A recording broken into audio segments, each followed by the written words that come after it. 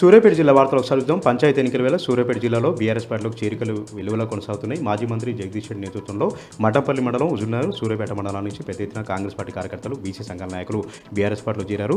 ప్రధానంగా కాంగ్రెస్ పార్టీ రిజర్వేషన్ల పేరుతో పచ్చి మోసం చేసినట్టు బీసీ సమాజం అంతా కూడా బీఆర్ఎస్ పార్టీలకు చేరుతూ ఉన్నారు. ఇక జగదీష్ రెడ్డి మాట్లాడుతూ తెలంగాణకు కేసీఆర్ గారి నాయకత్వమే శ్రీరామ రక్ష, కేసీఆర్ గారితోనే తెలంగాణ అభివృద్ధి జరుగుతుంది కాబట్టి ఇప్పుడు జరుగుతున్నటువంటి గ్రామ పంచాయతీ ఎన్నికలు కూడా గ్రామాన గులాబ్ జెండా రెపరెపలాడుతుందంటూ కూడా జగదీష్ రెడ్డి సందర్భంగా ఆశాభావం వ్యక్తం చేశారు. సూర్యాపేట జిల్లాకు సంబంధించి మరొక వార్త. సూర్యాపేట నియోజకవర్గంలో నామినేషన్ల తిరస్కరణ కార్యక్రమంలో పెద్ద ఎత్తున కూడా గందరగోళం నెలకొంటుంది. కావాలని కాంగ్రెస్ పార్టీ అభ్యర్థులు అక్కడ ఉన్నటువంటి అధికారులను మభ్యపెట్టి అధికార దుర్వినియోగం పాల్పడుతూ బీఆర్ఎస్ పార్టీ బలపరిచినటువంటి అభ్యర్థుల నామినేషన్లు తిరస్కరణ చేస్తున్నారంటూ కూడా ఆందోళన కార్యక్రమం చేపట్టారు. పాతాలపాడు గ్రామంలో పెద్ద ఎత్తున ధర్నా కార్యక్రమం కూడా నిర్వహించడం జరిగింది.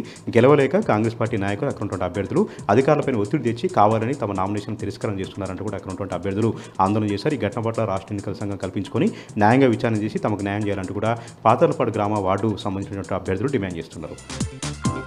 నల్గొండ జిల్లాకు సంబంధించినటువంటి వార్తలు ఒకసారి చూద్దాం. నల్గొండ నియోజకవర్గంలో పంచాయతీ ఎన్నికల వేళ కాంగ్రెస్ పార్టీ గుండాలు అరాచకాన్ని తలపడుతున్నారు.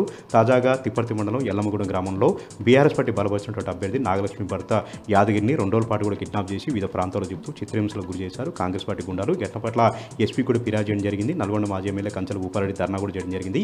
కోమరెడ్డి వెంకరెడ్డి గెలవలేకని ఈ విధంగా అప్రజాస్వామ్యంగా రౌడీజం చేస్తూ అధికార దుర్వినియోగం పాల్పడుతూ గ్రామ పంచాయతీ ఎన్నికలు అలజడులు చేస్తున్నారంటూ కూడా భూపారెడ్డి సందర్భంగా ఆగ్రహం వ్యక్తం చేశారు. ఈ ఘటన పట్ల లోతుగా విచారణ చేసి కాంగ్రెస్ నాయకులపైన క్రిమినల్ కేసులు నమోదు చేయాలంటూ కూడా భూపారెడ్డి సందర్భంగా డిమాండ్ చేశారు. యాదాద్రి భువనగిరి జిల్లా వార్తలు ఒకసారి చూద్దాం. యాదరుట్ట లక్ష్మీనరసింహస్వామి క్షేత్రంలో గిరి ప్రదర్శన మహోత్సవాన్ని కన్నుల పండుగ నిర్వహించారు. అయ్యప్ప స్వాములందరూ కూడా రాష్ట్ర వ్యాప్తంగా వేలాది మంది స్వాములు తరలివచ్చి గిరి ప్రదర్శనలో పాల్గొని గోవింద నామస్మరణతో ఆ ప్రాంతం అంతా కూడా మారుమోగిపోయింది. కేసీఆర్ గారు కట్టినటువంటి గుడిలో అన్ని సౌకర్యాలు కూడా చాలా బాగున్నాయి.